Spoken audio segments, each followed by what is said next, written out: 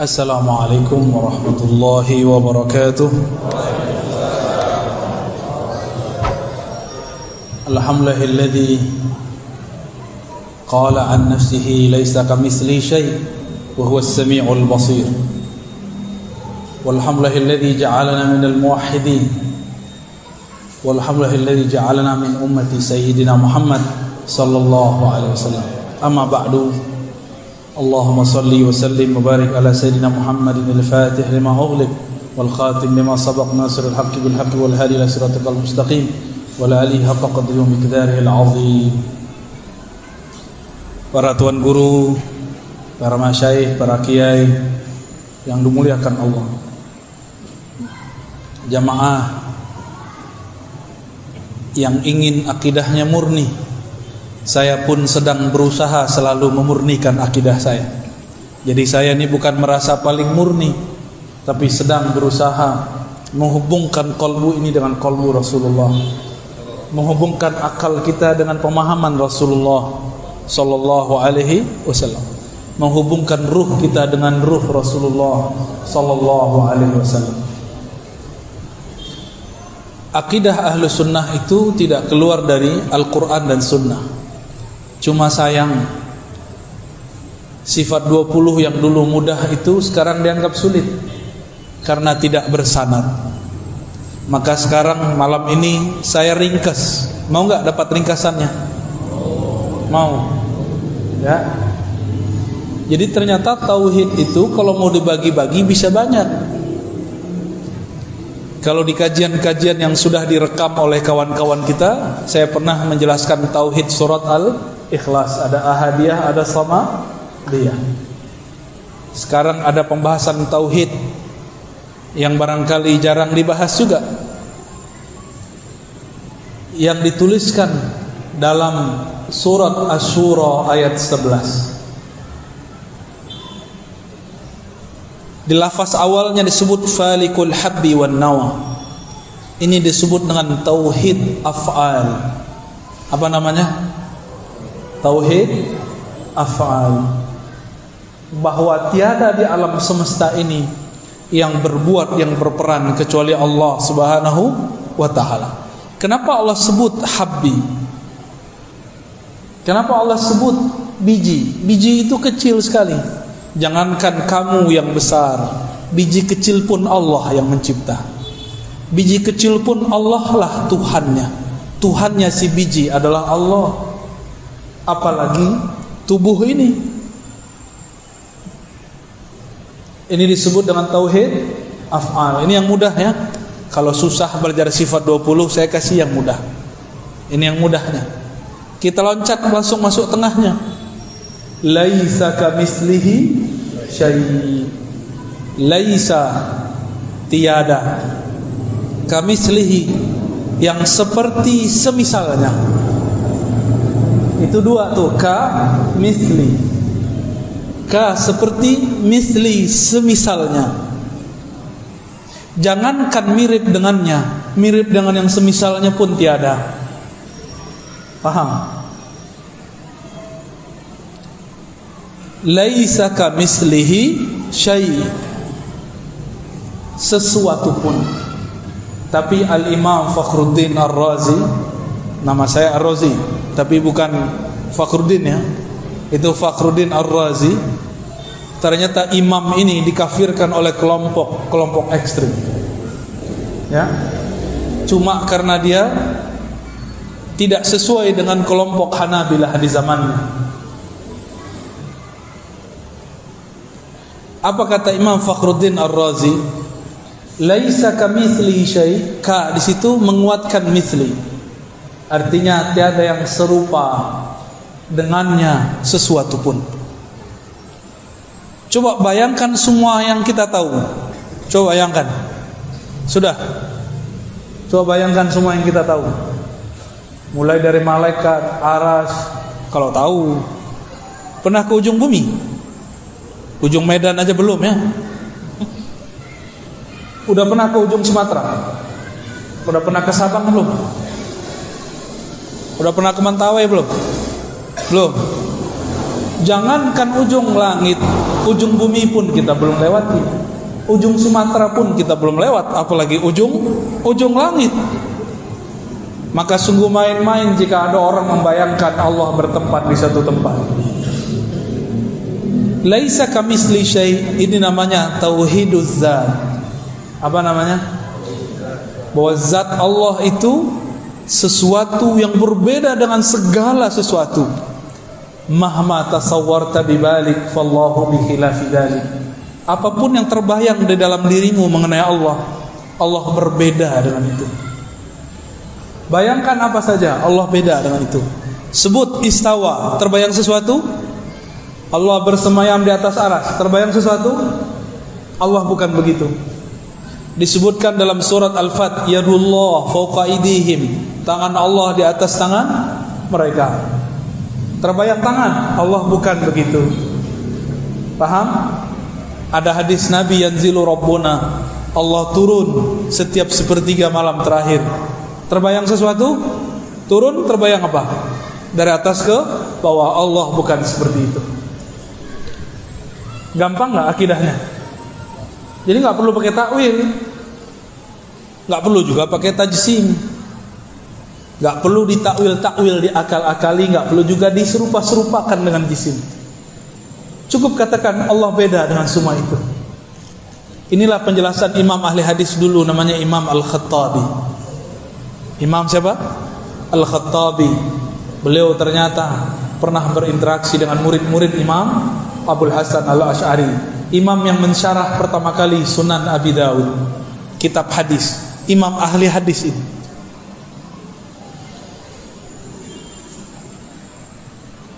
Terus di ujung ayat, wa huwas sami'ul basir. Dia yang maha sami', maha mendengar, dia yang maha melihat. Ini disebut dengan tauhid sifat dan juga disebut dengan tauhid asma atau asma dan sifat. Allah menyebut dirinya Sami' Basir, tapi Allah juga sebut manusia dalam surat Al-Insan, faja'alnahu sami'an basira. Kami jadikan manusia mendengar dan melihat. Apa bedanya? Bedanya wa huwas sami'ul basir. Itu pakai alif lam, yang ini tidak pakai alif lam. Yang pakai alif lam itu Allah Subhanahu wa taala. Alif lam bagi ahli nahwu menunjukkan satu makna ma'rifah. Bagi ahlul haqiqah diartikan ini kesempurnaan kamaliyah Allah Subhanahu wa taala.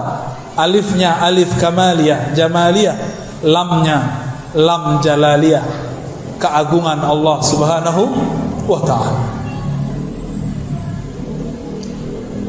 Jadi berapa tauhid kita? Tauhid af'al, tauhid zat, tauhid asma dan sifat.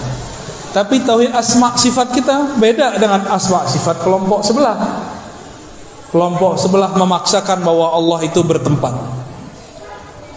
Kata imam dia, Allah jika turun sepertiga malam terakhir, dalam kitabnya Isbatun Nuzul, syarah Isbatun Nuzul, syarah hadis Isbatin Nuzul, kata dia, Allah jika turun dari aras, dia turun tanpa meninggalkan aras, tapi benar-benar turun, berpindah dari atas ke bawah, tapi aras tidak ditinggal. Pusing kan? Itu namanya jam'u baina mutanaqidain, menggabungkan dua hal yang bertentangan. Turun dari atas ke bawah, kata dia. Benar, turun dari atas ke bawah. Tapi Allah tidak meninggalkan aras. Dia mencoba memikir-mikirkan zat Allah, maka dia mengatakan Allah nuzul dengan zatnya. Padahal Nabi, sahabat Nabi, Ibnu Abbas, Ibnu Mas'ud mengatakan la tatafakkaru fi zatillah. Jangan pernah fikirkan zat Allah. Dia fikirkan zat Allah. Disitulah halalnya, zallatnya, kekeliruan daripada imam yang bernama Ibnu Taimiyah. Dan itu harus diakui. Siapa yang pertama lagi berbicara bukan saya, tapi muridnya sendiri bernama Imam Az-Zahabi, Imam Ibnu Katsir. Dua murid ini pernah berbicara. Imam Zahabi terang-terangan, kata beliau, seandainya guruku tidak mengatakan istawa dengan zat, maka dia benar-benar jadi salaf. Maka saya sampaikan cinta saya kepada teman-teman yang mengaku salafi. Jika antum benar-benar ikut ulama salaf, hapuslah lafaz zat. Katakan nuzul turun, selesai. Tidak usah bayangkan. Tak katakan istawa, selesai, tidak usah diterjemahkan. Katakan niat, tapi bukan niat ini.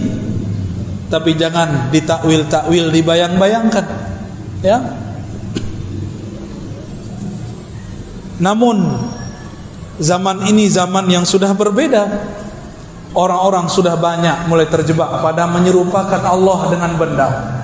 Disitulah ilmu Imam Ghazali mulai dipakai. Apa kata Imam Ghazali? Berajal ilmu kalam, ilmu akidah itu sebenarnya tidak wajib sampai ada umat tergelincir. Sekarang kita dengar langsung mereka mengatakan akidah Asy'ariyah sesat. Benar gak? Ini medan sudah dikepung, Pak. Medan sudah dikepung. Mereka sudah punya kampus. Kapan Wasliyah punya kampus? Kapan NU di sini punya kampus? Kalau Muhammadiyah sudah ada, tapi Muhammadiyah tidak bergerak di bidang itu. Ya ulama-ulama, tuan-tuan guru yang ahlu sunnah di sinilah harus buat kampus. Kalau bisa buat juga yang tidak berbayar. Kadang-kadang orang mau menukar akidahnya cuma karena gratisan, karena merasa hidup susah, tidak bisa bayar SPP, kemudian ganti akidah. Ini yang terjadi. Jika dia awal-awal sudah ganti akidahnya, apalagi nanti ketika dia selesai. Maka kita doakan semoga tuan guru kita yang ada di sini ahlu sunnah, mereka diperkuatkan oleh Allah, diilhamkan supaya berani, supaya tidak takut kecuali hanya kepada Allah Subhanahu wa ta'ala.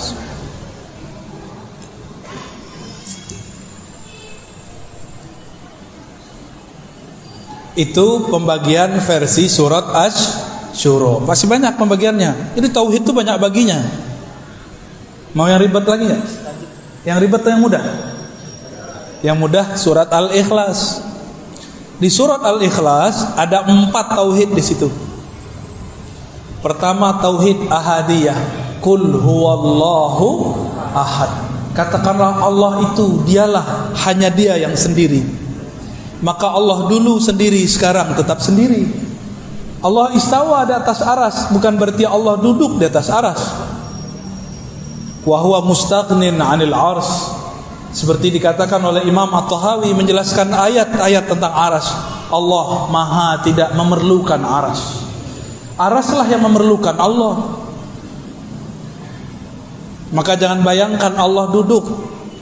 Dulu ada namanya Muhammad bin Karram. Saya sering sebut nama orang ini. Wafat 255. Diikuti oleh seorang ahli hadis, tapi akidahnya sudah keliru. Namanya Utsman bin Sa'id Darimi. Apa kata mereka? Allah itu duduk di atas aras dan menyentuhnya. Mumasah. Apa arti mumasah? Bersentuhan antara Allah dan aras. Mereka mengkafirkan Sufi Ibnu Arabi karena hulul ittihad dan wahdatul wujud. Hulul itu Allah nyatu ke hamba, ittihad hamba nyatu ke Allah. Wahdatul wujud tidak ada penyatuan, yang ada hanya satu wujud. Tapi mereka mengatakan Allah masuk ke alam. Masuk ke alam namanya hulul. Bagaimana cara Allah masuk ke alam? Allah turun sepertiga malam terakhir. Itu namanya hulul. Maka kita meyakini Allah istawa di atas aras, turun ke bumi, ke langit bumi, tapi tidak bersatu dengan bumi, tidak perlu memasuki langit. Karena jika diartikan memasuki, berarti kita membayangkan Allah Subhanahu wa taala zatnya. Dan ini pantangan para sahabat, pantangan Rasulullah sallallahu alaihi wasallam. Itu tauhid apa namanya? Ahadiyah. Jadi ahadiyah ini mudahnya Allah sendiri sebelum ada alam. Namanya tauhid ahad, berarti Dia sendiri. Lalu Dia ciptakan alam. Alam semuanya memerlukan ciptaannya, memerlukan kun darinya. disebut dengan Allahus Samad, tauhid samadiyah. Paham? Kita ini perlu butuh Allah enggak? Orang Medan nyebut butuh enggak jorok ya? Sama kayak orang Jakarta ya? Sama kayak orang Padang juga? Oh, sama. Allah tidak membutuhkan alam. Alamlah yang butuh kepada Allah. Allah tidak perlu disembah. Alamlah yang perlu menyembah Allah. Apa arti sembah? Sembah itu hormat. Sembah itu artinya mengenal. Alam itu butuh kenal Allah. Maka kemuliaan alam tergantung seberapa kenal dia kepada Allah. Kalau cuma kenal Bismillahirrahmanirrahim ya segitu aja. Kalau kenal makna Bismillahirrahmanirrahim itu lebih cakep lagi. Mungkin ada yang ngomong, susah amat belajar akidah. Berarti kita cuma segitu makomnya. Kita jadi orang awam aja. Berarti antum cuma jadi orang awam. Tidak mau menggunakan otak yang besar itu untuk memikirkan hal-hal yang penting. Dunia dipikirkan, cinta, jatuh cinta, patah hati dipikirkan. Giliran tentang Allah tidak mau belajar sifat-sifatnya. Sifat Allah boleh dipikirkan, tapi zat Allah tidak boleh dipikirkan. Lam yalid wa lam yulad, tidak melahirkan, tidak dilahirkan. Disebut dengan tauhid tanzih anis sabab. Tauhid tanzih, Allah maha suci daripada sebab. Allah tidak butuh sebab, dialah yang menciptakan sebab. Orang Yahudi datang kepada Rasulullah sallallahu alaihi wasallam. Apa kata mereka? Ya Muhammad, siapa yang menciptakan langit dan bumi? Allah. Lalu siapa yang menciptakan Allah? Itu orang Yahudi. Itu cerdas atau kebelinger? Cerdas atau bodoh? Jadi orang Yahudi itu enggak seperti yang diceritakan orang. Ada yang cerdas, ada yang tidak cerdas. Sama kayak kita. Kenapa banyak nabi di kalangan Yahudi? Karena banyak mereka yang menyimpang.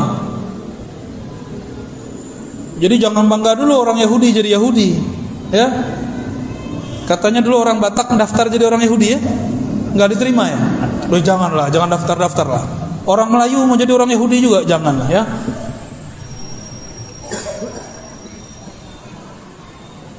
Lam yalid wa lam yulad. Allah tidak melahirkan, tidak dilahirkan.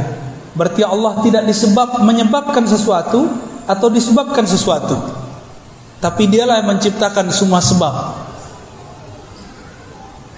Allah yang menciptakan semua sebab. Ini tauhid namanya apa? Tanzih anis sabab, daripada sebab. Banyak pembagian tauhid. Ada lagi, walam yakul lahu kufuwan ahad. Apa artinya? Tidak ada yang sekufu. Apa arti sekufu? Biasanya pembahasan sekufu itu pembahasan orang nikah. Syarif masyarif, sayyid masyayid, ustadz ma ustazah. Enggak begitu ya. Ini bab lain. Kufuan artinya banding. Tidak ada yang sebanding semisal dengannya. Ini namanya tauhid tanzih yang kedua, anit tasbih. Tanzih daripada keserupaan. Apa arti tanzih? Allah maha suci. Gimana? Panas enggak palanya? Udah udaranya panas ya. Medan memang panas ya. Ada berapa tauhid? Versi surat Al-Ikhlas. Jadi beda ayat, sudah beda jurus, udah beda pembagian. Jadi kalau mau bagi-bagi tauhid banyak, tauhid itu bukan hanya 3. Oke, ada lagi pembagian tauhid. Surat An-Nas. Qul a'udzu birabbil falaq, disebut tauhid rububiyah. Qul a'udzu birabbin nas, rabbin nas, rabbil falaq, rabb. Ini disebut tauhid rubu. Apa arti rububiyah? Pencipta. Kembalinya kemana? As-Samad, cabang dari tauhid As-Samadiyah. Terus Qul a'udzu birabbin nas, malikin nas, ilahin nas. Malikin nas ini penjelas makna rububiyah. Karena Allah menciptakan alam, dialah yang memiliki alam, dialah raja alam semesta. Disebut tauhid mulkiyah, cabang daripada tauhid rububiyah. Gak perlu diganti-ganti, itu cabang. Lalu ada pembagian yang lain. Ilahin nas, tauhid uluhiyah. Tauhid uluhiyah itu artinya apa? Apa arti ilah? Apa arti ilah? Rob Tuhan juga. Apa beda Rob dengan ilah?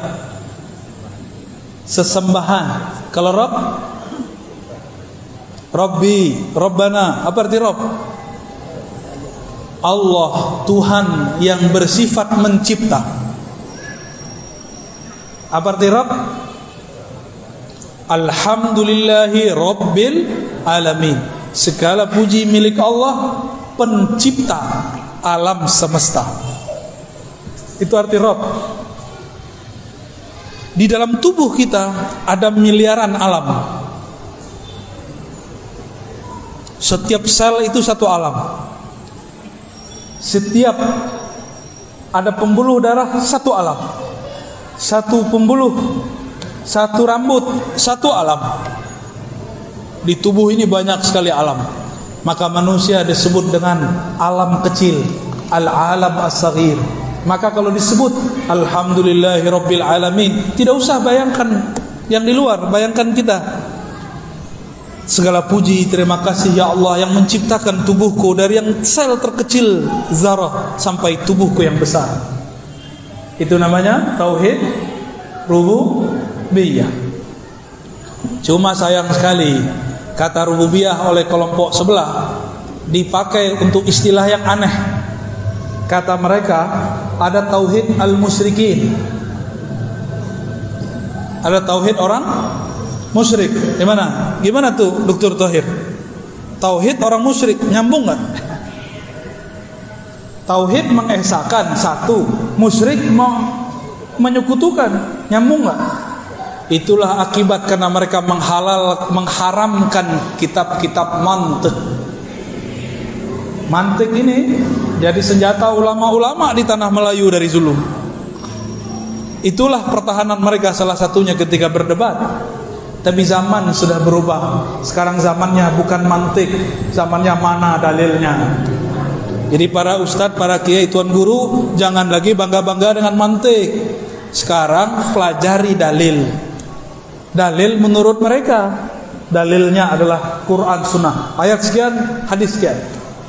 Bukan nomornya, hafalkan teksnya. Gak penting hafal nomor, yang penting hafal teksnya. Jadi rububiyah kita berbeda dengan rububiyah mereka. Bagi kita rububiyah itu murni sang hamba mengakui aku adalah ciptaanmu ya Allah. Dan rububiyah itu mesti digabung dengan uluhiyah, bersatu dengan uluhiyah, maka disebut ilahin nas, ilahnya manusia. Ilah itu artinya yang berhak disembah. Ilah itu artinya yang dituju. Dan yang paling indah artinya yang maha dicintai. Itu arti dari ilah. Kalau ahli fikih bilangnya disembah. Makanya ahli fikih menyebut sholat itu taklif, beban. Benar, Tuan Guru? Kalau ngajar fikih, usul fikih, diartikan fikih usul fikih apa? Ilmu mengenai tentang apa? Adillah, dalil-dalil kepada mukallaf, orang yang dibebani. Maka ahli fikih ini kalau sholat terbebani. Wah, isyalah gini.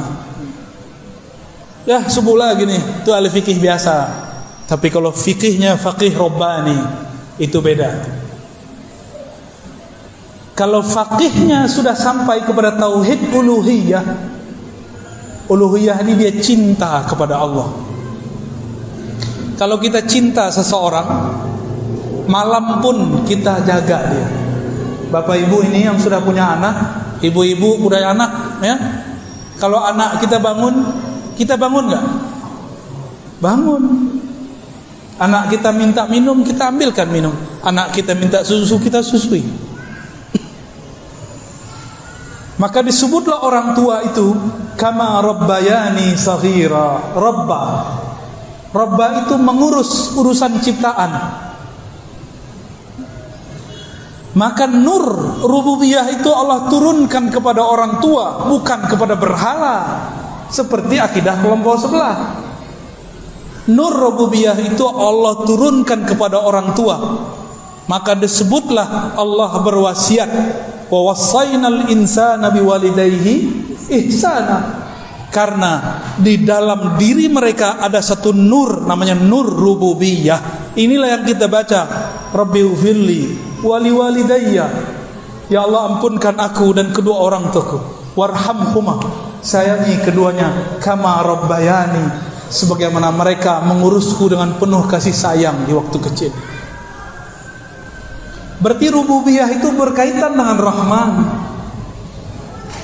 Maka saya sebutlah rububiyah Allah itu rububiyah rahmaniyah. Apa arti rububiyah? Allah mencipta dengan rahmannya, dengan kasih sayangnya. Kalau Allah nggak sayang, kita nggak jadi.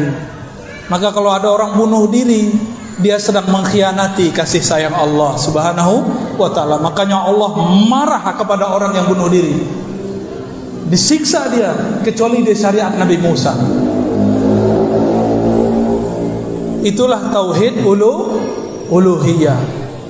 Kalau sudah gabung tiga tauhid ini, baru terjaga dari waswas syaitan. Syaitan itu yang ahli waswas namanya khannas. Siapa namanya? Jangan kasih nama anak khannas ya. Kayaknya ada di Quran ini ya. Buka-buka di Quran halaman terakhir, wah khannas. Saya kasih nama anak aja ya, Abdullah Khannas. Jangan ya. Kalau mau kasih nama anak, tanya ke ulama, ini benar gak artinya? Kalau orang sudah jatuh cinta kepada Allah, barulah dia masuk kepada tauhid uluhiyah. Orang-orang seperti inilah kalau ibadah bukan terasa beban. Bangun tahajud bukan karena cari pahala lagi, tapi karena malu. Allah dengan rahmannya turun ke langit pertama, masa kita tinggalkan dia tidur begitu saja? Itulah makna tanazzulat rahmaniyah, turunnya rahman Allah Subhanahu wa ta'ala. Kita datang ke rumah seseorang, tapi kita ketuk nggak buka-buka pintu. Kita ketuk lagi nggak buka pintu, ketuk lagi nggak buka pintu. Besok mau datang lagi nggak? Kita tahu dia ada di rumah. Itulah nasib orang yang ngaku cinta Allah, tapi ketika Allah membangunkan dia malam hari, mungkin dengan cara asbab buang air kecil, mungkin karena asbab mimpi baik, mimpi buruk, atau mimpi basah, dia tidak bangun. Maka besok-besok Allah tidak mau menyapa dia lagi. Ya. Jadi tauhid uluhiyah itu beribadah bukan mukallaf, beribadah karena bab cinta. Beribadah karena bab cinta. Gimana, ada cinta Allah belum? Kalau cinta Allah, sering ingat Allah. Kalau cinta Allah, pasti cinta Rasulullah sallallahu alaihi wasallam. Jika kita jatuh cinta seseorang, sudah lama tidak bertemu, disebut namanya, pasti hati ini bergetar. Karena mencintai Allah itu abstrak, susah dipikirkan. Maka Allah utuslah Nabi Muhammad sallallahu alaihi wasallam. Diutus Nabi Muhammad. Dengan diutusnya Nabi Muhammad, maka orang jika pandang Allah, cukup dengan memandang Nabi Muhammad, mereka ingat Allah Subhanahu wa ta'ala. Man izaru'u zukirallah. Orang yang jika dipandang, memandangnya membuat kita teringat yang diingatnya, yaitu Allah Subhanahu wa ta'ala. Nah, ini pembagian-pembagian tauhid yang mudah. Ada yang nyatet gak tadi? Antum hafalannya hebat-hebat semua ya? Ya sudah, gak apa-apa ya. Nanti diputar lagi ya. Kalau lagi putar, sediakan note di depan. Kalau dosen saya marah-marah ini. Guru saya kalau kita gak bawa pulpen, gak bawa note, oh bisa diusir. Cuma saya tidak pantas seperti guru saya. Yang pantas jadi beliau-beliau aja. Saya maafkan antum gak bawa note. Baik. Itulah kira-kira pembagian tauhid dari ragam macam. Ya, masih banyak pembagian tauhid. Nanti ada pembagian tauhid surat Al-Fatihah. ada tauhid di basmalah, ada tauhid di alhamdulillah. Oh, banyak sekali pak tauhid. Jadi kalau mau bagi-bagi tauhid nggak cukup 3, bisa banyak. Ya, mau dalilnya mana ada. Ya, insya Allah jika umur panjang nanti kita jelaskan lagi tauhid apa yang belum dijelaskan. Wallahu a'lam bishawab.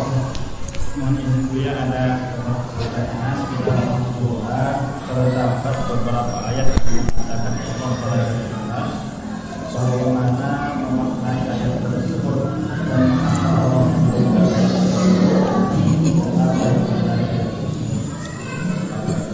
pertanyaannya, di Quran ada beberapa ayat mengatakan Allah berada di atas aras. Benar nggak ada ayat begitu? Beneran? Ada nggak Allah di atas aras? Berada. Kalau begitu protes nanti orang, kan ada ayat fa aina ma tuwallu fathamma wajhullah. Kemanapun engkau memandang di sana ada wajah Allah. Nanti protes orang. Protes lagi orang baca surah Al-Hadid, wa huwa ma'akum aina ma kuntum. Dia bersamamu dimanapun kamu berada. Protes lagi orang baca ayat, wa nahnu aqrabu ilaihi min hablil warid, lebih dekat daripada urat nadi. Ayat-ayat itu bukan menjelaskan Allah berada di suatu tempat. Ayat-ayat itu menjelaskan tentang sifat fi'liyah Allah. Apa arti sifat fi'liyah? Karakter fi'il, perbuatan Allah Subhanahu wa ta'ala. Ada nggak ayat yang mengatakan kana maujudan 'alal 'arsy? Ada nggak? Nggak ada. Itu ayat baru tuh. Ya, juz 31. Ayat syaitan. Nggak ada ayat begitu. Yang membisikkan Allah berada di setempat itu iblis. Nggak ada. Antum cari ayatnya kalau ada. Jadi saya perlu luruskan, Allah Maha Suci dari tempat, terbebas dari penyebutan tempat. Karena kalau kita sebut Allah di atas aras berada, lalu bagaimana dengan wa huwa ma'akum, dia bersamamu, huwa. Kalimatnya pakai huwa, bukan istawa. Istawa itu fi'il, ini pakai huwa. Huwa itu zatnya. Tapi tidak ada ulama satupun ahlu sunnah, ulama-ulama sufiyah yang bening kolbunya mengatakan Allah bizatihi ma'akum. Tidak ada. Allah dengan zatnya bersama kamu, tidak ada. Jadi tolong diluruskan, itu salah terjemah. Ya. Wallahu a'lam bishawab. Bagaimana cara kita tetap menghadirkan Allah di saat kita diberi ujian dan dapat menerima ketentuan Allah dengan sabar dan ikhlas? Makanya belajar tentang Allah jangan hanya kepada ahli fikih, belajarlah kepada sufi. Sufi itu bukan orang yang pegang tasbih kemana-mana. Sufi itu man safa qalbuhu, orang yang kalbunya bening dari selain Allah. Itu disebut sufi. Itu bukan orang yang pakai kopiah kayak saya, pakai serban, bukan. Sufi itu man safa qalbuhu, orang yang bening kalbunya mimma siwallah, dari selain Allah. Para sufi karena cinta kepada Allah, maka dia lihat alam semesta ini adalah cintanya Allah, Rahman dan Rahimnya Allah. Hatta nyembelih itu bismillah, hatta minum bismillah, hatta bikin anak bismillah. Yang belum menikah mohon maaf ya, semuanya dengan nama Allah. Maka orang-orang yang kenal Allah pasti cinta, tidak kenal tidak sayang, tidak kenal tidak cinta. Kalau sudah cinta, saya sudah cinta nih sama Ustaz Tahir, Dr. Tahir, saya candain dia dari tadi nggak marah-marah dia. Coba antum yang candain beliau, apa kata beliau? Kamu siapa? Lihat saya siapa? Pasti begitu. Tapi karena saya sahabat beliau, saya candain dari tadi, nggak marah-marah. Saya sebut Dr. Tahir ahli taharah, nggak marah dia. Padahal itu fikih paling basic. Beliau dalam hatinya ngomong, gak ada taharah, gak terima ibadah ente. Kalau sudah cinta, dicubit, gemes. Tahu gemes? Apa bahasa orang Medannya? Gemes. Geram. Waduh, geram beda dengan gemes. Gemes itu pengen dicubit lagi. Saya sering buat contoh. Kalau kita dulu di sekolah, di madrasah, di kampus, ketika kita mau masuk ruangan, ada perempuan yang kita suka atau ada laki yang kita suka. Bagi perempuan beradu peluk. Jika kita suka sama dia, itu beradunya disyukuri atau dibenci? Dikenang-kenang ya. Nah itulah cinta. Cinta itu mengenang-kenang kejadian-kejadian. Ya, gimana? Tapi kalau nggak suka, jelek loh. Lihat jalan dong. Mata kok taruh di dengkul, ya. Begitu kalau nggak suka. Ada orang jalan-jalan di tengah pasar. Dia lagi buru-buru, kesenggol preman. Dia tak kenal preman.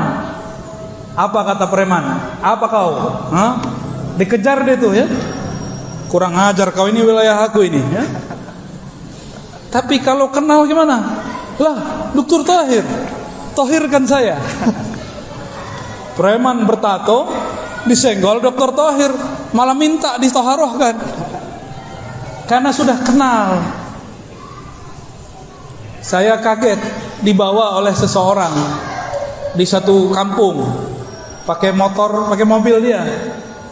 Mobil dia sudah mau nyenggol itu motor orang di depannya. Ketika menyenggol, kena sedikit, sengaja disenggol.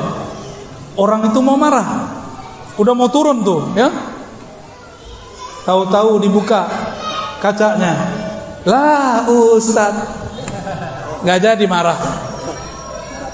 Dulu saya kalau nyetir, ada orang nyalip, saya sering marah. Apa kata orang di samping saya? Bang, kalau itu yang nyalip kamu jamaah kamu bentak-bentak, ntar kamu malu nggak? Iya juga ya. Begitu. Jadi bagaimana cara supaya musibah tidak berat?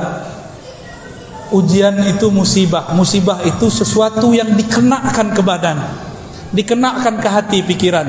Jika sudah cinta kepada Allah, terasa seperti cubitan kekasih, maka kita malah pengen dicubit lagi. Jika tidak ada cubitan, malah kita cari-cari yang cubit yang baru. Gitu ya.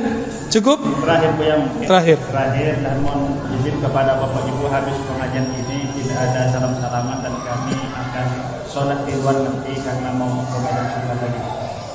Mohon Bu ya penjelasan tentang bagaimana tanggapan Bu terhadap paham salafi wahabi.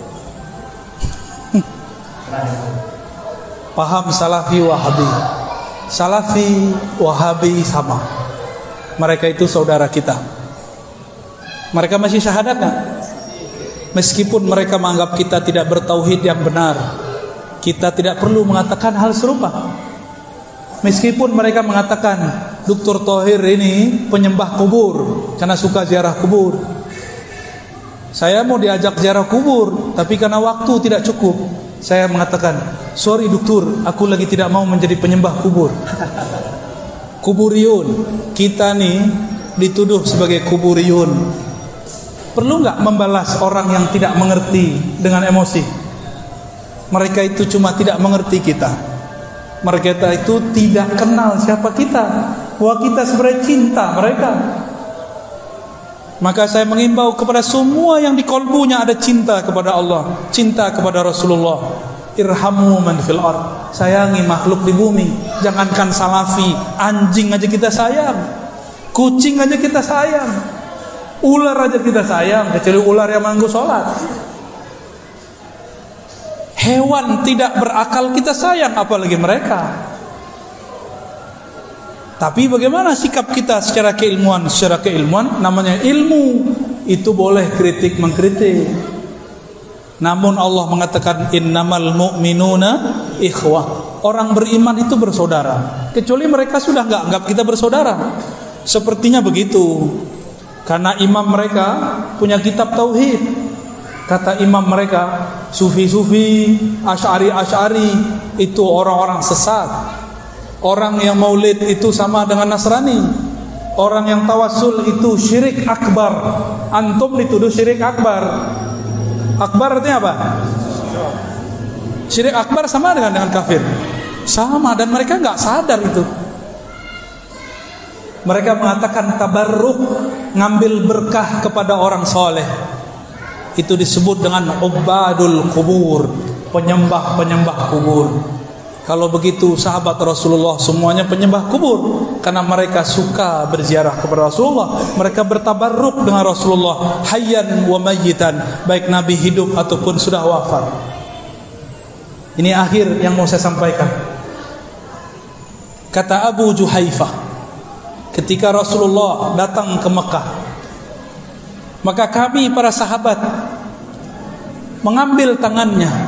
Waktu itu enggak beringas. Rasulullah waktunya luas, tidak dijadwal seperti Ustaz Thohir jadwal saya. Kalau saya tidak dijadwal banyak-banyak, saya mau salaman banyak-banyak. Tapi karena waktunya tidak mungkin, saya tidak bisa mengamalkan itu.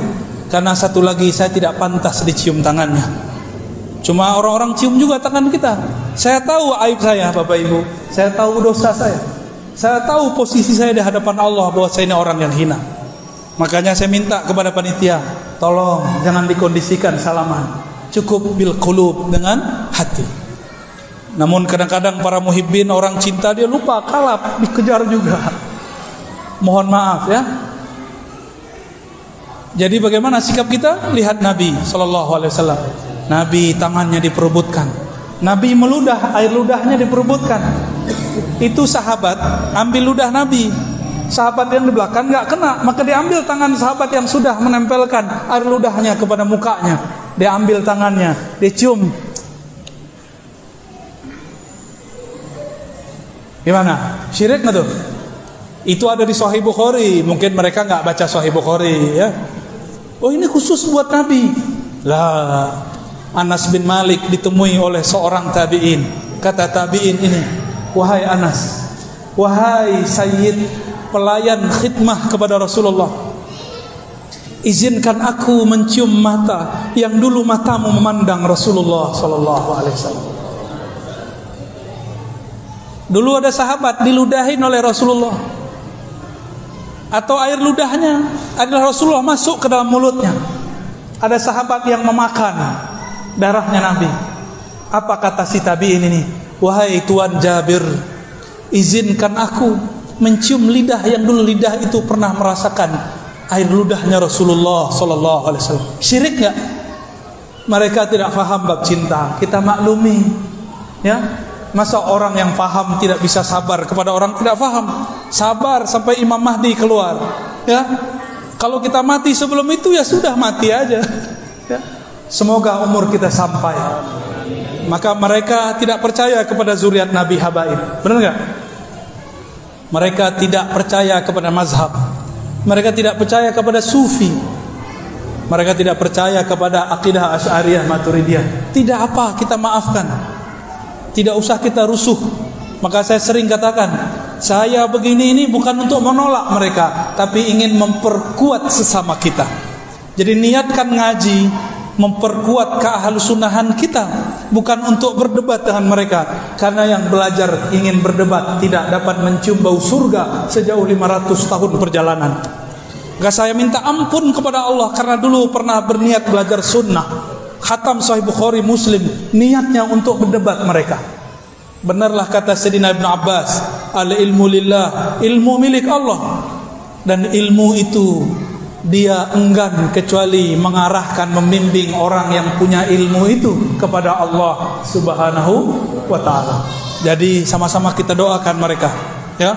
Jadi kalau ngelihat saya ini kritik mereka, bukan saya benci. Wallahi, wallahi, wallahi la ubghidu ahadan minal muslimin wa in kana ikhtalafa ma'ana. Ya, saya enggak pernah benci siapapun orang Islam. Bahkan selain muslim pun saya tidak pernah benci, kecuali yang disuruh Allah benci. Ya. Semoga kajian ini diridhai oleh Allah Subhanahu wa taala. Semoga ukhuwah kita terjaga. Semoga Medan bertahan, berkibar, imam-imam, syekh-syekh, tuan guru aswajanya, jamaah ahlus sunnahnya, yang bersambung kalbunya, akal fikirannya kepada Rasulullah sallallahu alaihi wasallam. Allahumma amin, Allahumma amin, Allahumma ya rahmanir rahim. Salli ala qalbi Sayyidina Rasulullah sallallahu fil qulub. Ya Allah, sampaikan salam dari kalbu kami kepada kalbu Rasulullah sallallahu alaihi wasallam. Wa salli ala aqli Sayyidina Muhammad fil uqul. Ya Allah, sampaikan salam akal pemahaman kami kepada akal pemahaman Rasulullah sallallahu alaihi wasallam. Allahumma salli ala ruhi Sayyidina Muhammadin fil arwah. Ya Allah, sampaikan salam rindu ruh kami kepada ruh baginda Nabi Muhammad sallallahu alaihi wasallam. Allahumma salli ala jasadi Sayyidina Muhammadin fil ajsad wa qabri Sayyidina Muhammadin fil maqabir. Ya Allah, dengan semua apapun yang kami punya ataupun tidak kami punya, sampaikanlah salam rindu kami kepada Rasulullah sallallahu alaihi wasallam. Ya Sayyidi ya Rasulullah, wahai Rasul kami, wahai Nabi kami, jawablah salam kami. Assalatu wassalamu alaika ya Sayyidana ya abati ya Rasulullah. Rabbana atina fid dunya hasanah wa fil akhirati hasanah wa qina adzabannar. Walhamdulillahi rabbil alamin wal afu minkum.